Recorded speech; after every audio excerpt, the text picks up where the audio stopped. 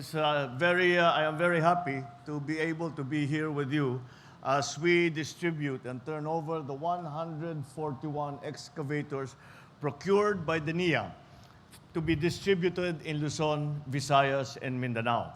It reflects our continuing commitment to develop and utilize our land to the fullest, a commitment that we embrace and that we take very seriously. To ensure the productive, efficient use of our agricultural lands, it is imperative that we continue restoring and maintaining our irrigation systems. Let us continue to unite and work together. Let us develop, modernize, and improve our agriculture sector so we can achieve a food secure and prosperous future for all Filipinos.